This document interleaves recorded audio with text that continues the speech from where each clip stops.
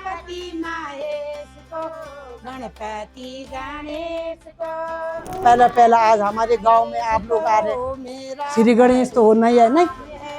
मेरा परिणाम है, मेरा परिणाम है, मेरा परिणाम है। दुर्गा महारानी को, अष्टभुजाधारी को, दुर्गा महारानी को, अष्टभुजाधारी को। मेरा परिणाम है, मेरा परिणाम है, मेरा परिणाम है, मेरा परिणाम है। दुर्गति गणेश को, उमापति महेश।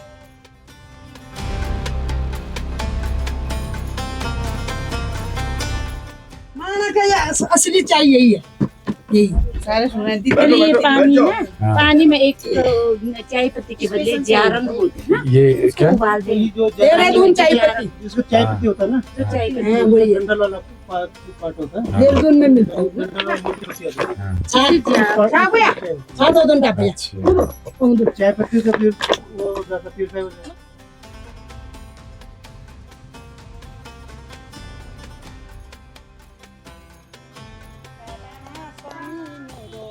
इसमें पहले घी, अच्छा सबसे पहले घी।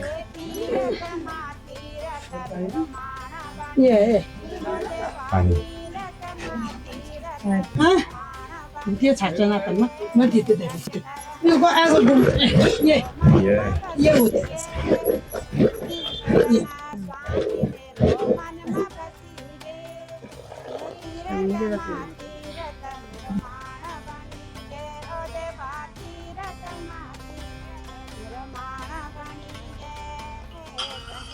घी भी है इसमें बहुत। अच्छा, इससे ताकत में क्या क्या फायदा होता है? ठंड कम लगती है, ठंड कम लगता है, हाँ गर्म वो अच्छा होता है ना ये, हाँ अच्छा फिर लेकिन थोड़ा ये घी इधर फूक करो थोड़ा, ये हमारे रिवाज है। हाँ ये पियो, ये वो ये ना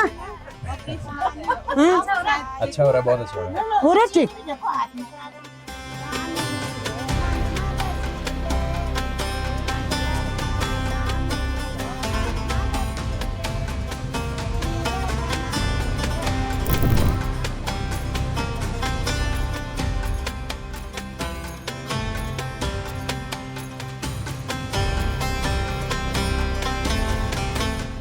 ये है भारत का पहला गांव माणा और मैं हूं कपिल कोलिया, पेशे से वकील, लेकिन इस बार पेशे से थोड़ा हटकर दिल की सुनकर यहाँ आया हूँ उत्तरांचल लीप की टीम के साथ।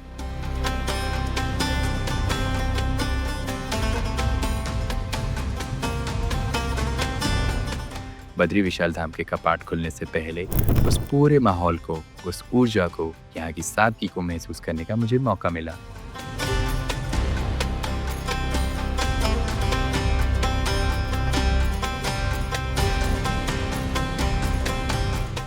पाँच दिन माणा गांव में ही रहा, यहाँ की मिट्टी में, यहीं की बोली में और सबसे बढ़कर यहीं के लोगों की आत्मीयता में मैंने खुद को घुला हुआ पाया। आखिरी दिन जब काम पूरा करके गांव की महिलाओं ने मुझे घी वाली चाय पर बुलाया तो लगा अब माणा को सिर्फ देखा नहीं, जिया भी है। तो चलिए अब शुरू करते हैं ये यात्रा मेरी नज़र से, उत्तरांचल द्वीप के कैमरा की नज़र से।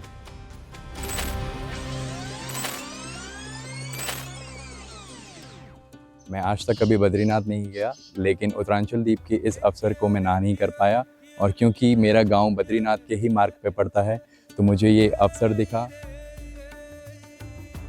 आइए सफ़र की शुरुआत करते हैं रामनगर से कर्णप्रयाग जाने वाले पुराने रास्ते से, मेरे अपने गांव सनाडा से। बहुत लोगों को शायद पता भी नहीं होगा कि ये रास्ता कभी बद्रीनाथ धाम जाने का एक मुख्य मार्ग हुआ करता था। पुराने काल में यही वो पगडंडी थी जिस पर कभी साधु संत, तीर्थ यात्री और लोग चला करते थे रामगंगा नदी के किनारे किनारे। हालांकि आज ये रास्ता बहुत इस्तेमाल में नहीं है। बद्रीनाथ पहुंचने के लोग नेशनल हाईवे या दूसरी सड़कों का ज़्यादा प्रयोग करते हैं, लेकिन जब आप इस रास्ते से निकलते हैं तो हर मोड़, हर गांव, हर नदी एक कहानी सुनाती है।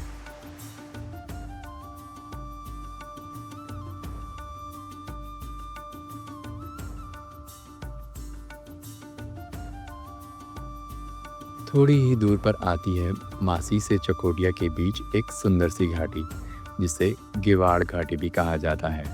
यह घाटी बिल्कुल भी सीढ़ीदार नहीं थी, एकदम चौड़े खेत, गेहूं की फसल बिल्कुल तैयार थी, जैसे मानो मिट्टी की खुशबू और मेहनत दोनों यहाँ की हवा में घुली हो।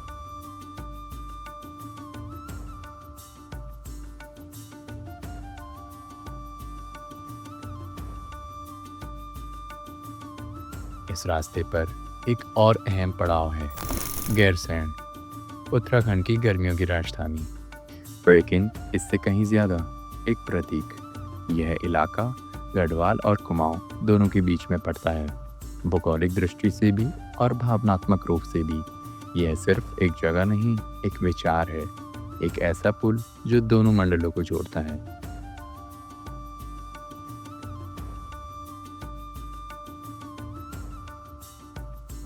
समय की थोड़ी किल्लत ज़रूर थी, इसलिए हम बिना ज़्यादा रुके लगातार चलते जा रहे थे। लेकिन जैसे ही रास्ते में आदि बद्री आया तो दिल ने साफ कह दिया, यहाँ तो रुकना बनता है, क्योंकि इस जगह की जो आध्यात्मिक और ऐतिहासिक अहमियत है वो हमारे सफ़र के मर्म से पूरी तरह जुड़ी हुई है। बद्रीनाथ धाम की यात्रा कर रहे हैं और आदि बद्री को छोड़ दें, ये तो अधूरी कहानी हो जाती। इसलिए तय प्लान में ना होने के बावजूद हमने यहाँ ठहर कर दर्शन किए, और सच मानिए उस शांति और ऊर्जा ने सफ़र की थकान एक पल में मिटा दी।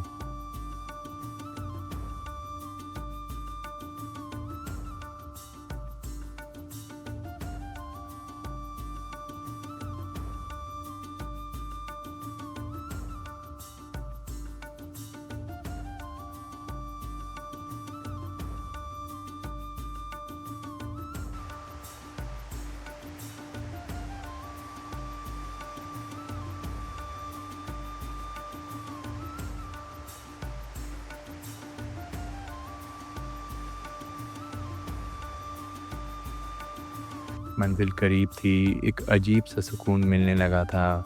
रास्ते की थकान जैसे उतरती जा रही थी, और जब मन हल्का हो तो मस्ती तो अपने आप आने लगती है।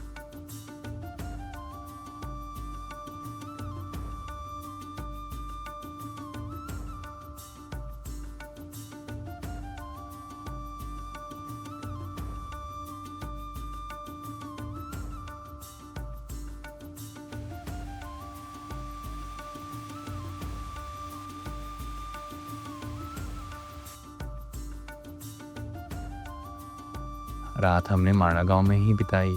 ठंडी हवा, शांत माहौल और आसमान में टिमटिमाते तारे, जैसे खुद पहाड़ हमें विश्राम दे रहे हों।